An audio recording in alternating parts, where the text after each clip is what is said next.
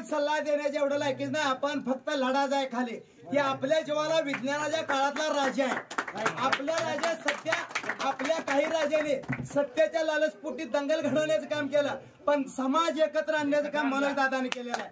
त्यामुळे मनोजदादा पाठीमागे आपल्याला उभा राहायचं. लोक ज्याच्या वडिला शाहू महाराजांना मत टाकायला लावलं ते संभाजी महाराजांना प्रतिक्रिया दिली मनोजदादा विरोधात की कुणाला पाडायचा कुणाला ठेवायचं ही वाक्य चुक.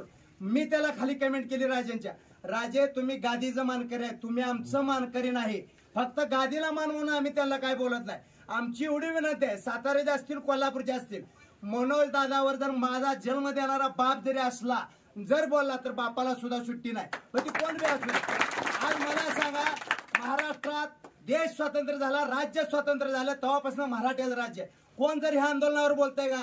जी ते म्हणते ती इतरांच्या आरक्षणाला धक्का न लागता आम्ही तुम्हाला आरक्षण देऊ.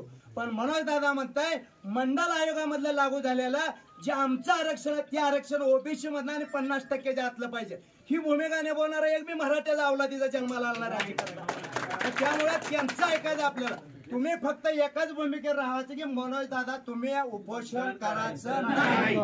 तुम्ही सांगेल ती भूमिका. तुम्ही सांगा उभा राहाल तिथं उभा राहतो. काय आमचं आधी चक्कर विकून तुमच्या मागे हाय सांगा.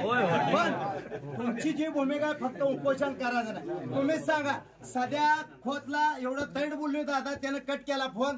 त्यानं जिल्ह्यात जर आला का मला जेल सजा लागू द्या, त्याला चपल्याच मारतो सोडत नाही. कारण आता सण होण्यातला आपल्याला मनोज दादावर कोण बोललेले.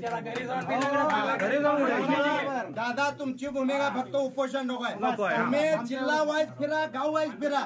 तुम्ही म्हणला ना ह्या गावात 25,000 लोक पाहिजेत, आमचे घरदार इकून माणसं गोळा करतो. पण तुम्ही तुम्हाला माणसं दिसते पण तुम्ही उपोषणाला नोकरीला आणि शैक्षणिक आरक्षणाला तुमचं महत्व कळायला लागलेलं आहे. त्यामुळे आता जी 20% जी मराठा आपल्या गेलता लोकसभेला इतर ठिकाणी ती सुद्धा ओबीसीच्या नेते एकत्र आल्यामुळं ती सुद्धा 16-17% मराठामध्ये त्या आंदोलनाची चळवळ बंद पडतो ना. जरांगे पाटला मागे उभा राहा. हे आता आपली सगळी एकत्र आली. दादा तुमची गरज आहे आम्हाला. आणि तुम्ही 160 मतदारसंघात उमेदवार दिला ना, मायकलालचा हितनं नागडे जातो, अंतरवली सराटीतनं 160च्या 60 आमदार निवडून येते. एवढी ताकद आहे दादा. पण आपल्याला मनोज दादा जी सांगतील ती भूमिका घ्यायची आहे. आपण कुठल्या पक्षाचा झेंडा घ्यायचा नाही. ह्यांनी काय सुद्धा केलं नाही. त्यांचा जावाई मोठा केला, त्यांचीच बहीण मोठी केली. आपल्याला फक्त छत्रंजा उचलायला लावल्या. बाप छत्रंजा उचलत होता, आजा छत्रंजा उचलत होता, मी बी उचलतोय.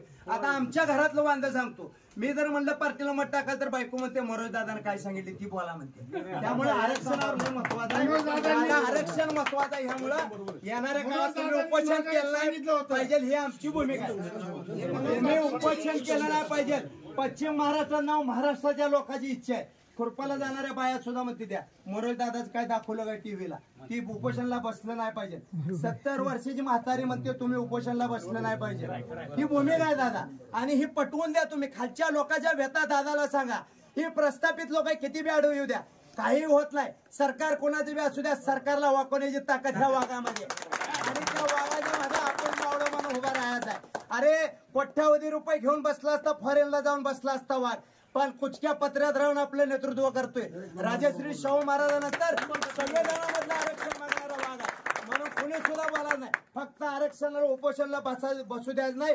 एवढी भूमिका आपण एकत्र घ्यायची आणि त्यांनी सांगेल तीच निर्णय आपण घ्यायचा. एवढं बोलतो आणि इथं थांबतो. जय हिंद जय महाराष्ट्र.